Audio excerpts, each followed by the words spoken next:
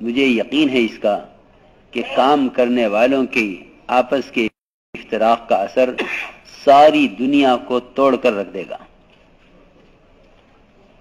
جتنا اسلامی نظام اور اسلامی ممالک متاثر ہوں گے، ان سب کی وجہ اور سبب خدا کی قسم میرے اور آپ کے سوا کوئی نہیں ہے۔ یہ میں یقین کے ساتھ عرض کر رہا ہوں۔ جب ایک ذمہ دار کی نیت کے بدلنے سے پھل کا رس کھٹا ہو سکتا ہے،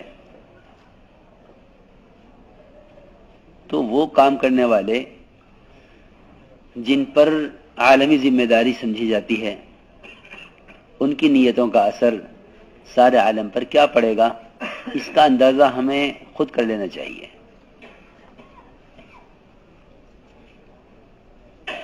ساتھیوں نے دعا کے لیے کہا کہ بنگلہ دیش کے حالات یہ ہیں۔ میں نے کہا یہ حالات تو ہماری وجہ سے ہیں، یہ حالات تو ہماری وجہ سے ہیں، ورنہ ایسا ملک جس کی بنیاد اسلام، ایسا ملک جس میں سب سے بڑا اجتماع دعوت اور دین کا مقصد، اس میں یہ حالات پیش آئیں۔ خدا کی قسم اس نظام کا کوئی تعلق حکومت سے نہیں ہے، اس سارے نظام کے بگڑنے کا تعلق یہاں کے کام کرنے والوں سے ہے۔ اخبار پڑھ کر یہ فیصلہ کر لینا کہ فلاں پارٹی کر رہی فلاں پارٹی کر رہی، نہیں، بالکل نہیں۔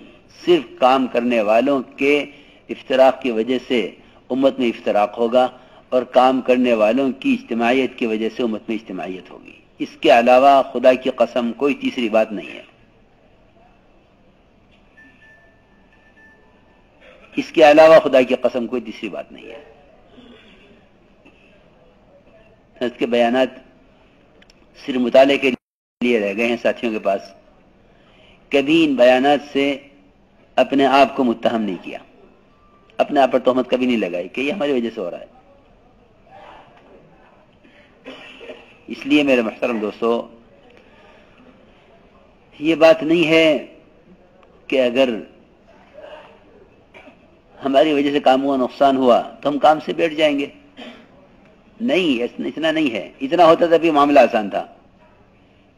اللہ رب العزت نے جن پر ذمہ داری ڈالی ہے، اگر ان کی وجہ سے دین کا اور امت کا دینی، مالی، جانی نقصان ان کی وجہ سے ہوگا تو اللہ تعالیٰ کام کرنے والوں سے قیامت میں اس کا سوال کریں گے۔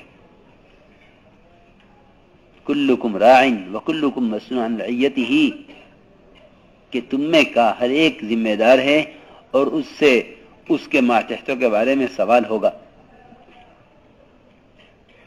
اس لیے معاملہ باہر سے متعلق نہیں ہے، یہ خیال ساتھیوں کا غلط ہے۔ معاملہ تو کام کرنے والوں سے متعلق ہے۔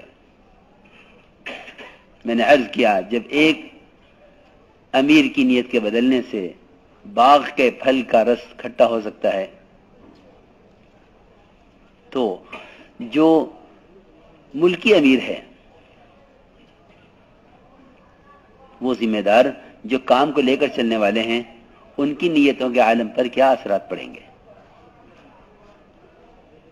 اس لیے میرے محترم دوستو، ہم میں سے ہر ایک اللہ کے یہاں اپنے آپ کو قبول کروائے، ہم میں سے ہر ایک اپنے آپ کو اللہ کے یہاں قبول کروائے، اور یہ ذہنوں سے نکال دو۔ بالکل میں قسم کھا کر کہتا ہوں کہ اس کام میں آگے بڑھنے کا کام کرنے والے سے کوئی تعلق نہیں ہے، کام کرنے والے سے کا کوئی تعلق نہیں ہے۔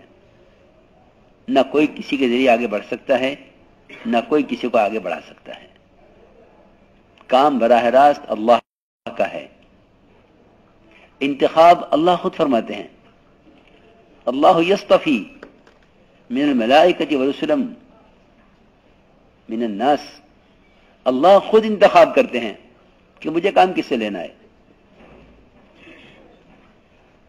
اگر خدا نہ کرے ہمارے ذہنوں میں یہ بات ہے کہ ہمیں کوئی آگے بڑھائے اور کوئی ہمیں سپورٹ کرے، یا کسی کے ذہن میں یہ بات ہو کہ فلاں کو پیچھے کرو،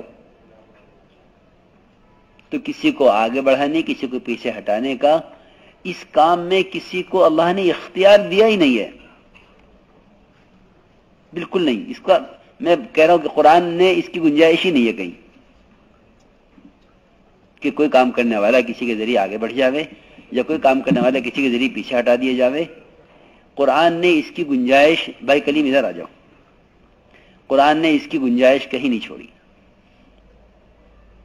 میں سچی میں بالکل قرآن کی روشنی میں عرض کر رہا ہوں کہ قرآن نے کہیں گنجائش نہیں چھوڑی اس کی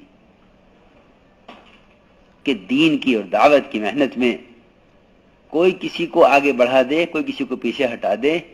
یہ قرآن کی تعلیم اور قرآن کے مضمون کے یہ بات خلاف ہے، یہ ممکن نہیں ہے، یہ ساتھیوں کو دھوکہ ہے۔ اور یہ کیوں ہے یہ بات کیوں ہے کہ انہوں نے ان کو آگے بڑھایا، انہوں نے ان کو پیچھے ہٹا دیا، انہوں نے ان کو ضائع کر دیا، انہوں نے ان کو استعمال نہیں کیا؟ یہ بات کیوں ہے؟ خدا کی قسم اس کی کوئی وجہ نہیں ہے سوائے اس کے کہ ہمارا تعلق اللہ کے ساتھ کمزور ہے۔ اس کی میں قسم کھا کر کہتا ہوں اس کی کوئی وجہ نہیں ہے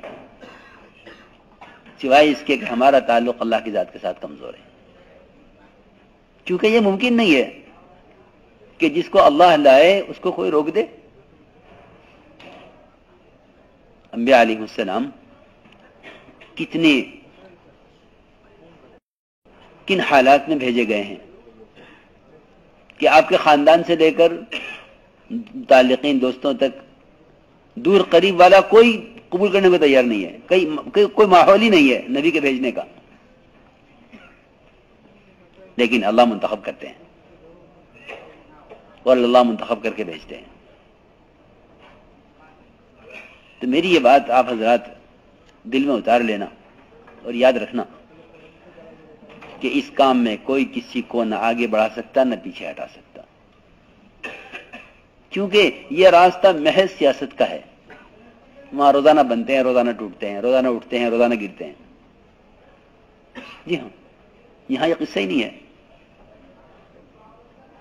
کہ اس نے ان کو آگے بڑھا دیا، اس نے اس کے پیچھے ہٹا دیا، اس نے اس کو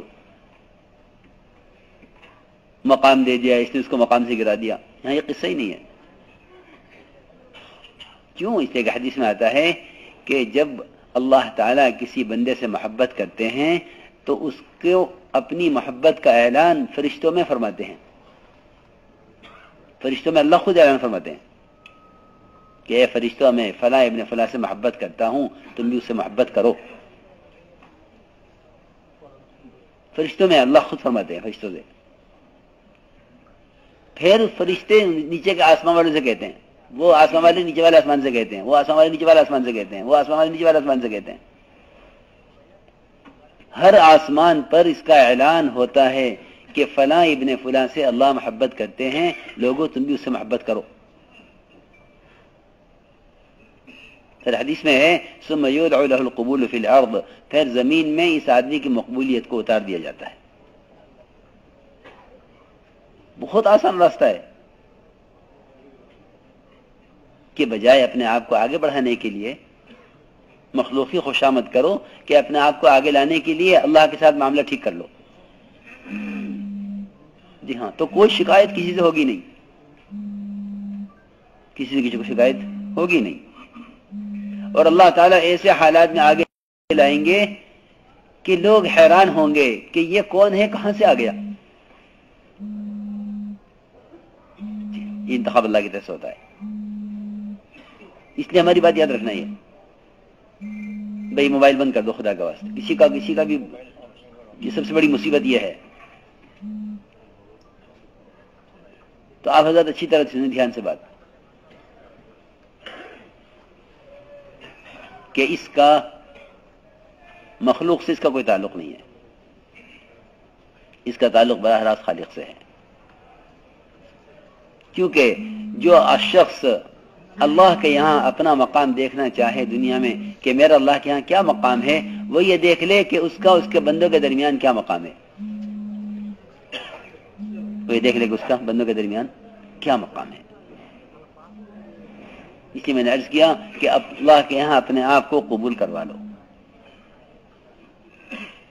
اور یاد رکھنا کہ قبولیت کا تعلق قابلیت سے نہیں ہے، یہ مال والے ہیں، یہ زبان والے ہیں، یہ عقل والے ہیں، یہ پرانے ہیں، یہ بھی نہیں، بالکل نہیں۔